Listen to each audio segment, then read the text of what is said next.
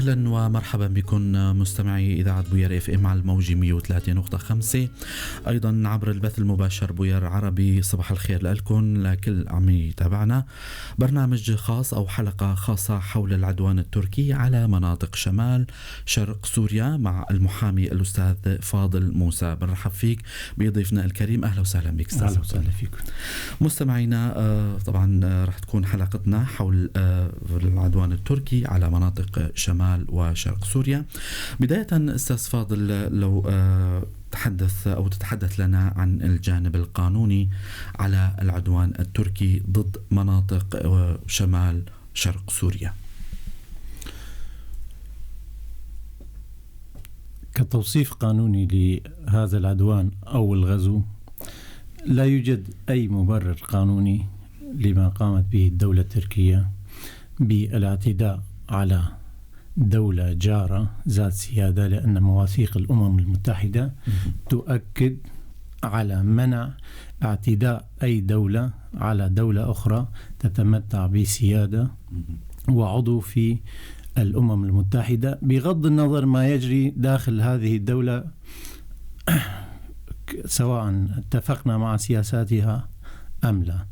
العدوان الذي حصل سابقا باحتلال عفرين ولاحقا باجتياح شمال شرق سوريا واحتلال سريكانية وتل أبيض هو عدوان سافر من دولة لها مطامع استعمارية والرغبة بإبادة شعب لا يعيش على أرضه تاريخية، والدولة التركية كانت لها مطامع استعمارية بإعادة المجد أمجاد إمبراطورية اندثرت وهي الإمبراطورية العثمانية، لأن طموحها كان احتلال شرق الفرات كاملا والتمدد نحو كردستان العراق للوصول إلى جنوب العراق وحتى اجتياح حلب وكافة المناطق التي كانت إمارات عثمانية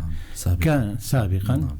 لذلك قانونا ووفق مواثيق الأمم المتحدة هذا العدوان مدان، وكان يجب على الأمم المتحدة ومجلس الأمن أن يتخذ موقف حازم تجاه هذا العدوان بردع تركيا عن هذا العمل ومعاقبتها على هذا العدوان.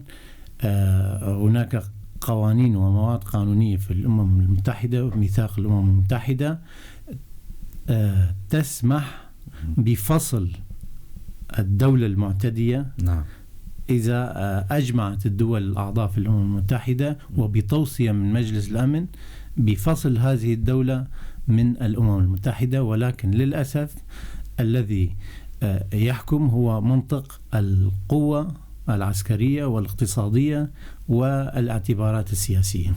يعني يجب على الأمم المتحدة أن كان تسحب هذه الدولة المحتلة، تسحب عضويتها. نعم. أستاذ فاضل موسى، لو شرحت لنا ما هي القوانين الدولية بشأن هكذا عدوان من دولة مثل ما ذكرتوا دولة جارة، من المفروض أنها جارة ضد أراضي شمال وشرق سوريا. كما ذكرت أنه ميثاق الأمم المتحدة تؤكد على سيادة جميع الدول الأعضاء في الأمم المتحدة، وهناك هيئات تنفيذية في الأمم المتحدة كمجلس الأمن، كمحكمة العدل الدولية، المجلس الاقتصادي، هي المسؤولة عن تنفيذ قرارات الأمم المتحدة. فالمفروض قانونا بموجب المواثيق الموجودة أن تقوم الدول الأعضاء بتوصيف العمل العدائي الذي حصل بأنه اعتداء، لأنه لم تطلق رصاصة واحدة من الجانب السوري على الدولة التركية. الدولة التركية تتحجج بحماية أمنها القومي الوطني. كان من حقها أن تدافع عن سيادة حدودها عن أمنها القومي لو قامت الدولة السورية أو أي مجموعة عسكرية أو شعبية أو سياسية بالاعتداء على الحدود التركية أو المبادرة منها كان من حقها أن ترد هذا العدوان المفترض عن حدودها، من حقها الطبيعي، وهو مثبت بميثاق الأمم المتحدة. ولكن هذا الأمر لم يحصل، وكل العالم يعلم بهذا، والتركية نفسها تعلم. أما باعتبار لديها فوبيا كردية تجاه العنصر الكردي، وصرح مسؤولوها حتى رأس الهرم القيادي في تركيا وهو أردوغان بأنه لا يقبل بإقامة أي كيان كردي في أي مكان كان. بهذا المعنى يعني فالعدوان التركي هو عدوان على شعب وعلى دولة بقصد الإبادة. ثانيا لو افترضنا أن هذا العدوان هو دفاع عن حدود دولة ذات سيادة كتركيا حسب ما يزعم، يعني حسب ما يزعم، هي لم تكتفي برد العدوان، مثلا رد المجموعات المسلحة على الحدود. لو افترضنا أنه قامت بإدخال مجموعات راديكالية إرهابية قاموا بإبادة الشعب، بنهب شعب، بارتكاب المجازر بحق النساء والأطفال والشيوخ، ومصادرة الأراضي والممتلكات، والأمر واضح في عفرين وحاليا في جريسبي وسريكاني. نعم. أستاذ فاضل، سؤال آخر أيضا، هناك قوانين تخص هذا الأمر في مجلس الأمن الدولي، والأخير اجتمع واكتفى فقط بالتنديد، ما تعليقكم؟ مجلس الأمن مؤلف من 15 دولة، 5 دول أعضاء دائمين. نعم. 3 دول منها الصين وروسيا وأمريكا يملكون حق الفيتو على أي قرار يصدر من مجلس الأمن. للأسف قرارات مجلس الأمن قرارات محكومة باعتبارات سياسية، فالتنديد من مجلس الأمن تجاه عدوان سافر بهذا الشكل أمر معيب جدا، لأن كافة الوقائع وكافة الوثائق وكافة المقاطع التي نشرت على وسائل التواصل الاجتماعي تؤكد ارتكاب الدولة التركية لمجازر وانتهاكات لحقوق الإنسان وانتهاك لسيادة الدولة. فكان من المفروض صدور قرار بالإجماع وتحت الفصل 7، يعني تنفيذ القرار بالقوة ضد تركيا بوقف العدوان وسحب جيوشها من الأرض السورية ومحاسبتها ومحاسبة مسؤوليها أمام محكمة العدل الدولية لوجود وثائق وإثباتات بارتكاب الفصائل التي دخلت مع الجيش التركي، الفصائل الراديكالية باسم الجيش الوطني السوري أو المعارضة السورية أو ما يسمى. ولكن للأسف كما قلت قرارات مجلس الأمن محكومة باعتبارات سياسية، لأنه منطق القوة العسكرية والاقتصادية هو الذي يحكم. لأنه سبق أن صدرت قرارات من مجلس الأمن تحت الفصل 7 مثلا بحق صدام حسين لما احتل دولة الكويت. صدر قرار بالإجماع برد هذا العدوان وتحرير الكويت بتحالف عربي بجيوش عربية، ولكن بقرار أممي. للأسف يعني أشعر بالأسف والعار تجاه المواثيق الموجودة في مصاحف الأمم المتحدة ووثائقها، وتجاه الواقع الذي نراه أن منطق القوة العسكرية والمصالح الاقتصادية هو الطاغي. لذلك نرى أن الشعوب تباد ودول تنتهك سيادتها على مرأى العالم دون أي حراك، يكتفون بالتنديد أو القلق أو ما شابه، وهو معيب وعار على المجتمع الدولي.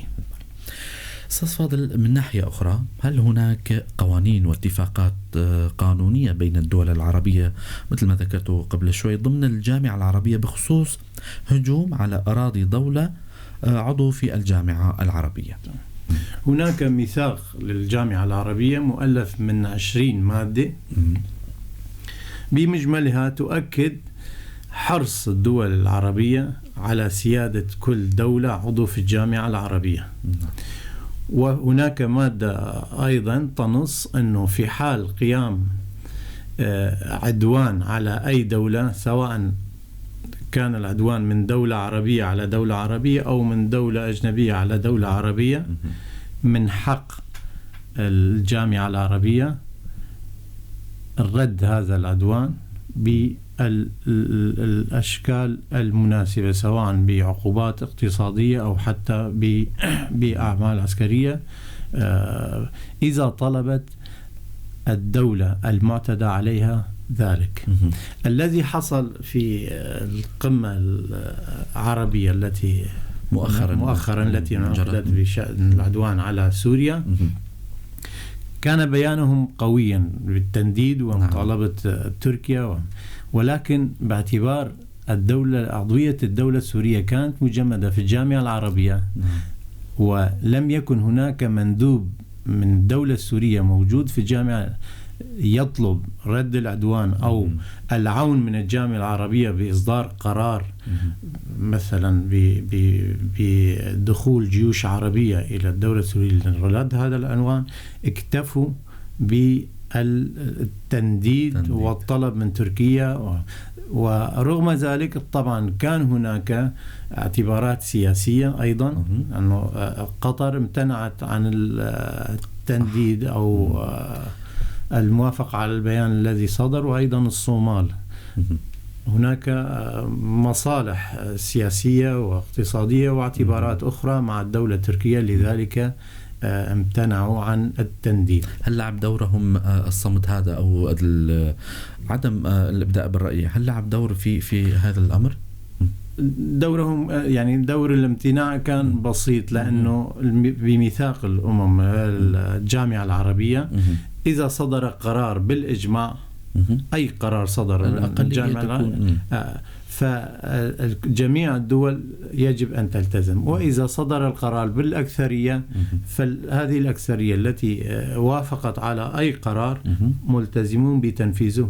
الأقلية يمكن التفاوض معهم أو أخذ رأيهم بعين الاعتبار، ولكن الرأي الأكثرية هو الذي ينفذ.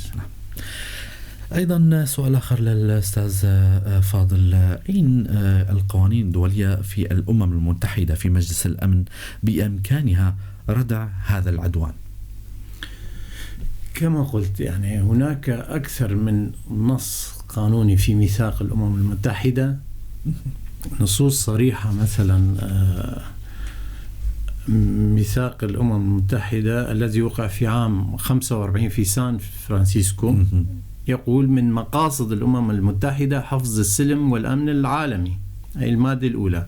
المادة الثانية الفقرة الرابعة تنص أنه يمتنع أعضاء هيئة الأمم المتحدة جميعا في علاقاتهم الدولية عن التهديد باستعمال القوة أو استخدامها ضد سلامة الأراضي أو الاستقلال السياسي لأي دولة. توجد نصوص قانونية. جميع الأعضاء يجب تقديم كل ما في وسعهم إلى الأمم المتحدة في أي عمل تتخذه وفق هذا الميثاق. أي مساعدة، المفروض أي دولة تقدم كل المساعدات الاقتصادية أو اللوجستية أو العسكرية للهيئات التنفيذية للأمم المتحدة لرد عدوان أي دولة عن أي دولة، عدوان أي دولة على أي مكون، حتى لو لم يكن متمتعا أو أقليات. نعم. توجد نصوص كثيرة. المادة السادسة في ميثاق الأمم المتحدة تنص بصراحة أنه إذا أمعن أي عضو من أعضاء الأمم المتحدة في انتهاك مبادئ الميثاق جاز الجمعية العامة أن تفصله عن الهيئة بناء على توصية من مجلس الأمن. الدولة التركية مثال تنتهك هذه المواثيق وهذه القوانين وتبيد شعوب بدءا من إبادة الشعب الأرمني الثرياني إلى تاريخنا هذا في إبادة الشعب الكردي، ولم تحرك الأمم المتحدة ساكنا. لا حد هذه اللحظة الدولة التركية لا تعترف بارتكابها بجرائم سيفو ومجازر سيفو وكذا، ولا تعترف بالمجازر التي ارتكبت بحق الشعب الكردي. والأمم المتحدة لا تحرك ساكنا، لأن الاعتبارات السياسية هي التي تحكم، المصالح الاقتصادية هي التي تحكم.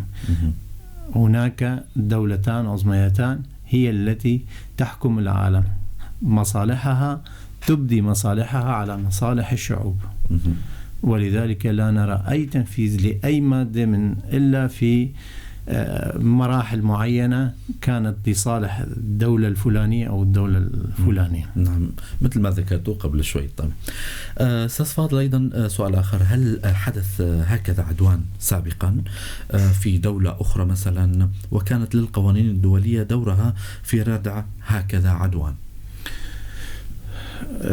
ذكرت مثال الكويت، ذكرنا أنه لما صار العدوان على الكويت تم.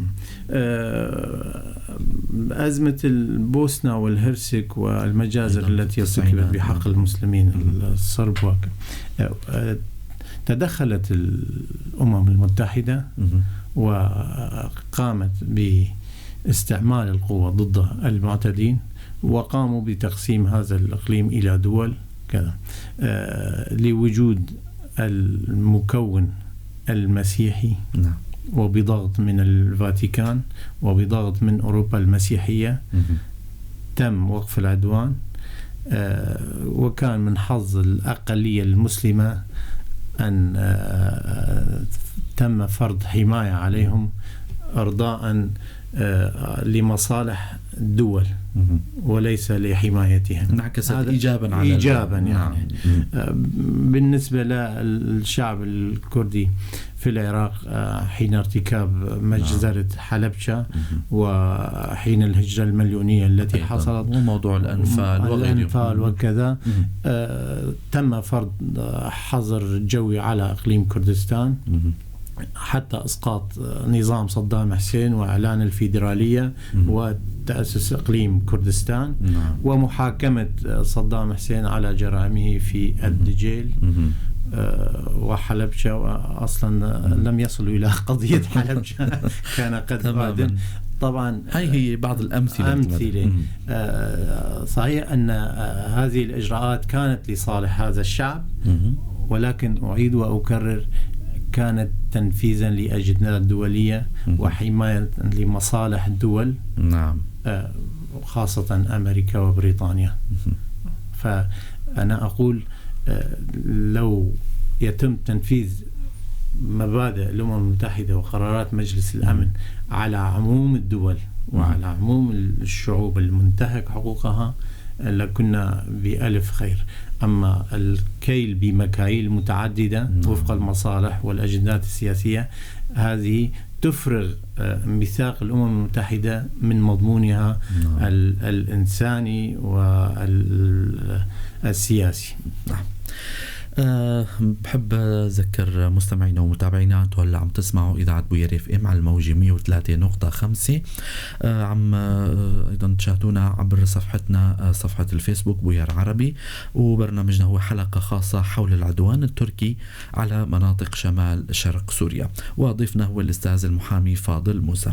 سؤال آخر نتوجه للأستاذ فاضل، بحيث أنه يا ريت لو تحدثنا عن أهم فقرات وبنود القانون الإنساني، وبالذات اللي عم تخص إعلان الحرب والعدوان على أراضي دولة جارة. يعني مواد الميثاق الأمم المتحدة من المادة 40 للمادة 47 تؤكد أنه لمجلس الأمن أن يقوم بكافة التدابير اللازمة لمنع اعتداء أي دولة على أخرى، ولكل دولة فرادة وجماعات الحق الطبيعي في الدفاع عن نفسهم. إذا اعتدت قوة مسلحة على أحد أعضاء الأمم المتحدة إلى أن يتخذ المجلس الأمن التدابير اللازمة لحفظ الأمن والسلم العالمي. طبعا مثل ما ذكرنا أنه هذه القرارات تصطدم دائما بالفيتو الروسي أو الصيني أو الأمريكي. لأنه أستاذ فاضل عفوا على المقاطعة، لأنه هدول تعتبر دول عظمى من ناحية السكان، من ناحية لديهم حق الفيتو أنه يوقفوا حق الفيتو. اعتمد لأنهم الدول الثلاثة لأنهم قوى عظمى عسكريا واقتصاديا، خرجت منتصرة من الحرب العالمية، ودون ميثاق الأمم المتحدة بناء على مصالحهم ورغباتهم، وليس بناء على رغبات الدول الضعيفة أو الفقيرة. نعود على حديثنا. أستاذ فاضل، أيضا كنا حابين نتحدث أو تكمل حديثك إذا حبيت تكمل. طبعا السؤال الآخر هو اللي حيكون الثاني، رح يتضمن القانون الدولي الإنساني ومبادئ وقواعد أساسية اللي عم تحكم اختيار الأسلحة وتحظر استعمال أسلحة معينة. حبذا لو تحدث لنا بعض الشيء. بالنسبة للقانون الدولي الإنساني يعني له عدة تعريفات، وكافة التعريفات ومجملها تؤكد على حقيقة واضحة أنه هدف هذا القانون هو حماية الأشخاص الذين يعانون من ويلات الحروب. طبعا أول إعلان صدر بهذا الصدد هو إعلان سان بطرسبورغ عام 1868 حظر القذائف المتفجرة. تلاه إعلان لاهاي في عام 1899 حول منع استعمال الغازات الخانقة والقذائف. تلاه أيضا اتفاقية جنيف بعد ميثاق الأمم المتحدة بعد أن صدر في عام 1949 أيضا نص على تحسين حالة الجرحى والمصابين في الحروب. تلا إعلان الجنيف الثاني والثالث والرابع، وكلها تؤكد على حظر استعمال الأسلحة الكيميائية. هناك أنواع من الأسلحة المحرمة دوليا كالفوسفور وتؤكد أيضا كل هذه الإعلانات والاتفاقيات على حماية المدنيين من آثار الحروب وتحييدهم عن الأعمال العسكرية. أستاذ فاضل، عم تشهد مناطقنا شمال شرق سوريا بالتحديد عدوانا همجيا من قبل الدولة التركية منذ 9 من شهر أكتوبر الجاري. كحقوقي أنتم كيف عم تابعوا هالأحداث أو أحداث هذا العدوان؟ نحن كحقوقيين كجزء من الشعب السوري وكمواطنين يعانون من آثار هذا العدوان، طبعا نندد بهذا العدوان ونستنكره ونرفضه، لأنه كما قلت اعتداء على سيادة الدولة وعلى شعب مسالم له حقوق دستورية يجب أن تصان في دولته، ولا يجوز لدولة جارة أن تتدخل في هذا الشأن الداخلي تحت أي ذريعة، حتى لو كانت ذريعة حماية أمنها القومي وحدودها وما شابه ذلك، لأن العالم أجمع ويعلم أن الخطر الذي تدعي تركيا أنه يتهدد أمنها القومي وحدودها خطر غير موجود، وهي من محض خيال ومزاعم الدولة التركية التي لها مطامع استعمارية. وعاري من الصحة يعني عاري عن الصحة أبدا يعني. المجموعات التي تدعي أنها تحاربها مجموعات موجودة ضمن حدودها، فلتتفضل وتعلن الحرب عليها. موجودة المجموعات التي تدعي تركيا أنها تحاربها ظلما وعدوانا. هذه المجموعات تمثل شعب ونحن لسنا بصدد هذا الموضوع. نعم. هي قضية داخلية تخص الشعب الكردي في الجزء التركي. نعم. وهي قضية، ونحن في سوريا، وليس هناك أي أجندات داخل السوري في شمال شرق سوريا ضد الدولة التركية. أجزم بذلك، والدول الحرة والشعوب الحرة تدرك ذلك، ويجب أن تعلن بذلك بكل صراحة وحقيقة، وتقف موقف واحد ضد هذا العدوان السافر. طالبت الإدارة الذاتية للأستاذ فاضل منذ فترة المجتمع الدولي بفتح تحقيق دولي حول استخدام العدوان التركي للأسلحة المحرمة دوليا من مدينة سريكانية. أنتم كحقوقيين هل قمتم بالواجب الملقى على عاتقكم في هذا الشأن؟ نحن كحقوقيين للأسف لا توجد منظمات نتواصل معها إلا عن طريق أصدقاء موجودون بأوروبا أو أمريكا يمكنهم الاتصال بالمنظمات الدولية. هناك عدة منظمات حقوقية تعمل في أوروبا وتعمل في سوريا أيضا، ولكن الذين يعملون في سوريا ليس لديهم أي إمكانيات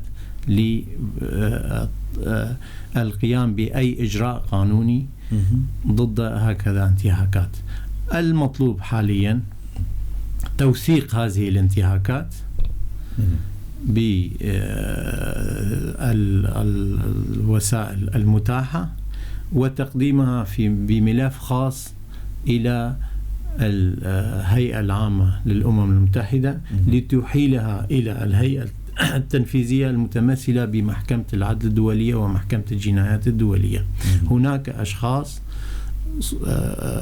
صورهم واضحة وأسماءهم واضحة يمكن أن يحاكموا وفق القانون السوري، لأنه بعض الأفراد الذين ظهروا في الفيديوهات حين اغتيال الشهيدة هفرين خلف سوريين يمكن تتبعهم وتحديد شخصياتهم، ويمكن محاكمتهم وفق القانون السوري، وأيضا يمكن محاكمتهم وفق القانون الدولي أمام محكمة الجنايات الدولية ومحكمة العدل الدولية. أيضا قيادة الدولة التركية المتمثلة برأس الهرم بأردوغان ووزير دفاعه وقياداته العسكرية هم يجب أن يحاكموا أمام محكمة العدل الدولية، لأن الفصائل التي ارتكبت هذه المجازر هي فصائل كانت تعمل تحت أمرة الجيش التركي. فهناك وسيلتين لمحاكمة: وسيلة وطنية قانونية داخلية يمكن محاكمة السوريين منهم من هذه الفصائل أيضا يمكن تتبعهم وتحديد شخصياتهم بكل سهولة إذا كانت هناك وسائل. وأيضا يمكن محاكمتهم أمام محكمة العدل الدولية ومحكمة الجنايات الدولية لوجود وثائق، ولكن للأسف المجتمع الدولي متقاعس عن القيام بهذا الإجراء. للأسف يلزمنا أصدقاء حقيقيين وحلفاء حقيقيين لإحقاق حقوقنا ولإحقاق حقوق ضحايا هذه المجازر. أعلنت منظمة حظر الأسلحة الكيماوية أستاذ فاضل أنه خبراؤها بدأوا بجمع المعلومات مثل ما ذكرت، أنه في وثائق سواء كانت فيديوهات أو صور أو متوفرة على شبكات التواصل الاجتماعي، أنه حول الاتهامات تركيا باستخدام أسلحة غير تقليدية في شمال شرق سوريا، ولكن إلى الآن لم يفتح أو تفتح أي تحقيق بشأن ذلك. لماذا برأيك؟ الإعلام يعلن أن هناك منظمات دخلت وتحققت وللأسف لم يحدث هذا الأمر لتاريخه، لأن تركيا كانت تمنع حتى فرق الصليب الأحمر نعم. من الدخول إلى سيريكاني وغريسبي لإجراء الجرحى والشهداء. نعم. فلتاريخه لم تقم المنظمات الدولية بهكذا تحقيق، مجرد تقارير إعلامية وتصريحات.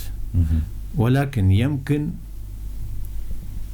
أن تقوم بهذا الدور، أن تدخل إلى أرض المعركة وتحقق فيما جرى يعني. وهناك ضحايا لهذه الأسلحة كالطفل محمد نعم. والعديد من الأطفال والشيوخ الذين تعرضوا لهكذا أسلحة، وهناك آثار للقذائف والأسلحة التي استعملت في هذا العدوان. نعم. فيمكن لهذه، إذا كانت هناك إرادة دولية حقيقية، أن تحقق في هذا الأمر وتحيل المسؤولين عن إصدار أمر استعمال هذه الأسلحة إلى المحاكم الدولية لمجازاتهم. ولكن للأسف نحن نفقد الحليف الحقيقي والصديق الحقيقي. لذلك نرى أن حقوق الشعوب وخاصة في الشرق الأوسط مهدورة. تعرضوا للإبادة من حكامهم، وتعرضوا للإبادة من دول جارة، ودول طامعة بخيراتهم، ودول طامعة بإبادتهم، ولم ينصفهم المجتمع الدولي. بالتأكيد. سؤال آخر أيضا أستاذ فاضل، هل هناك قوانين دولية صارمة بخصوص من ينتهك معايير الحروب، وبالأخص قتل المدنيين أو التطهير العرقي؟ كما ذكرت أنه اتفاقيات جنيف الأولى والثانية والثالثة والرابعة، واتفاقية لاهاي أو إعلان لاهاي، كلها تؤكد على منع انتهاك حقوق الأفراد والشعوب، أو التطهير العرقي، أو التغيير الديموغرافي، أو الترحيل، أو ما شابه ذلك. كلها تؤكد على ذلك، ولكن لا توجد إرادة دولية لها. يعني الكرد في العراق منذ قبل نشأة الدولة العراقية، أيام الوصاية البريطانية على، تعرضوا للإبادة وللترحيل وللتنكيل، ولم يحاسب أي مسؤول عراقي عن ذلك. وكان محاسبة صدام حسين على بعض الجرائم وفقا لمصالح معينة. في سوريا نفس الشيء، طبق الحزام العربي وتم إسكان مكون آخر في الشريط الحدودي مع تركيا وفي مناطق الكردية عنوة، ولم يحرك المجتمع الدولي ساكنا، ولم تحاسب من هو المسؤول عن. وكانت هناك مشاريع أخرى لم تنفذ لتاريخه، والدولة التركية تقوم حاليا بنفس الأمر. وفي دول أخرى حتى هناك مثلا الشعب الفلسطيني أيضا يتعرض لمظالم وإبادات ومجازر، ولا يحرك المجتمع الدولي ساكنا تجاه هذه المجازر. الشعب الأرمني السرياني تعرض للإبادة والتهجير من موطنه الأصلي، وحتى تاريخه لم يحاسب المسؤولين، ولم يعوض عن هذا الشعب عن هذا التهجير. مرة قرن على هذا الحدث. طبعا. نعم. رح نعود أيضا على سؤالنا اللي قبل شوي ذكرته جزء من الجواب أو الشرح لهالموضوع هذا. نود أن نسألك أستاذ فاضل أيضا عن الإعدام الميداني اللي نفذوا ميليشيا تابعة للمعارضة السورية تحت سقف الجيش التركي بحق الأمين العام لحزب سوريا المستقبل هافرين خلف، والجزيئة القانونية التي تخص هكذا أعمال إجرامية. بالنسبة للجريمة التي ارتكبت بحق الشهيدة هافرين خلف، هي جريمة ضد الإنسانية بكل معنى الكلمة. الشهيدة ومن كان رفقها أناس مدنيين نعم. كانت تعمل كسياسية. نعم. ومن حق أي شخص أن يعمل بالسياسة، ممارس السياسة. كما قلت بالنسبة لهذه الجريمة يمكن تطبيق القانون المحلي السوري على هؤلاء القتلة. نعم. لأنه توجد فيديوهات ويمكن التعرف عليهم، يعني يمكن تعرف على الأشخاص بتقنيات موجودة. نعم. أن يقدموا للمحاكمة وعقوبة الإعدام تنتظرهم إن شاء الله. نعم. إذا كان هناك إرادة لمحاكمة هؤلاء الأشخاص. نعم. أيضا يمكن محاكمتهم وفق قوانين محكمة العدل الدولية ومحكمة الجنايات الدولية، ومحاكمة المسؤولين عن إعطاء الأمر لهؤلاء بالتنفيذ هذه الجريمة. طبعا المسؤولين عن هذه الجريمة القادة السياسيين للائتلاف، لأن الفصائل الموجودة تنضوي تحت سلطة الائتلاف السوري. والائتلاف السوري ينضوي تحت سلطة الدولة التركية. فإذا تتبعنا هذه السلسلة يجب أن يقدموا إلى المحاكم الدولية ومحكمة العدل الدولية ومحكمة الجنايات الدولية للمحاكمة على هذه الجريمة، لأنه جريمة ضد الإنسانية. هؤلاء كانوا أناس بريئين. عدا عن ذلك هذه المجموعات والجيش التركي ارتكبت جرائم بحق الجرحى العسكريين أيضا. ولا يجوز قتل الجريح أو الأسير. قاموا بقتل الجرحى والأسرى. أيضا هذا انتهاك لاتفاقية جنيف، لأنه هناك حتى قوانين بشأن العسكريين. حتى هذه الاتفاقيات وهذه المواثيق لم تراعى في هذا الغزو أو العدوان. تم تهميشها. تم تهميشها. سؤال أخير أستاذ فاضل، هل هناك ارتباط بين اتفاقية أضنا الموقعة بين سوريا وتركيا عام 1998 والاتفاق الذي جرى أمس بين روسيا وتركيا بشأن مناطق شمال شرق سوريا من الجانب القانوني؟ بالنسبة لاتفاقية أضنا كان هناك 4 ملاحق للاتفاقية، هي ملاحق سرية كانت. قانونا ووفق ميثاق الأمم المتحدة أي اتفاق بين أي دولتين إذا لم يسجل في وثائق الأمم المتحدة يعتبر هذا الاتفاق كأنه لم يكن، في حال المطالبة بتنفيذه في الأمم المتحدة. هذا الاتفاق كان اتفاق أمني بحت، تم توقيعه عنوة وجبرا من قبل الدولة السورية، لأنه الجيوش التركية تحشدت على الحدود وهددت باجتياح الشمال السوري وصولا لحلب.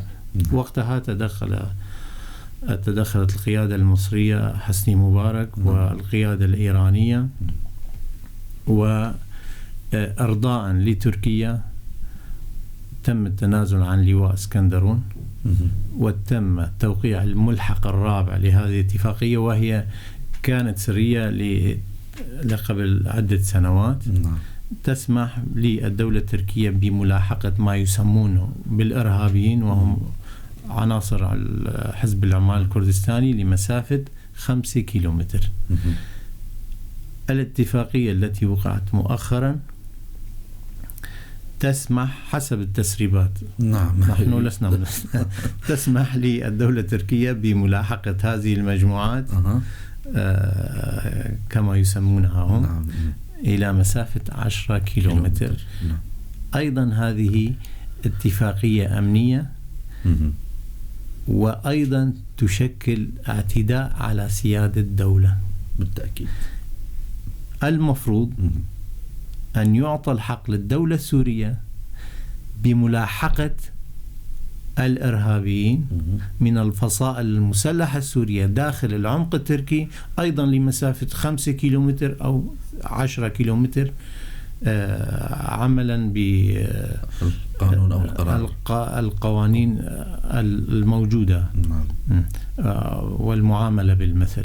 لذلك هذه اتفاقية أمنية ولو كانت بالحد الأدنى لصالح الشعب الكردي لحمايته من القتل والإبادة والتهجير، ولكن هي اتفاقية مجحفة بحق الدولة السورية وسيادتها وقعت لاعتبارات سياسية ولحماية مصالح دولية وبالحد الأدنى لحماية شعب مهدور الحقوق.